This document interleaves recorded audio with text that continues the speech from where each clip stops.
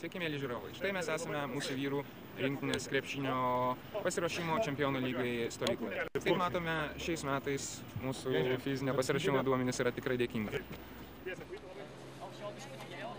Didžiausia pasiekiama atstumo pečių aukštė. Visų rinktinės žaidėjų suma sankirtėje su aikštės perimetru, arba vadinamas wingspanas, kuris amerikiečio astrofiziko buvusio Lakūno NASA mokslininko bendradarbio Charlio Brauno išsamiais tyrimais pagrįstoje teorijoje turi tiesioginės įtakos komandų NBA pergalių pralaimėjimų santykiui. Vadinamuoju wingspanu mūsų šalies rinktinė veja Prancūzija 8,3%, Italija 5,4% ir Izraelio rinktinė 3,1%.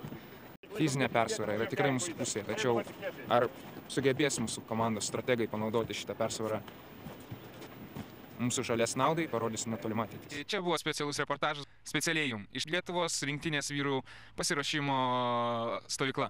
Aš jūs myliu.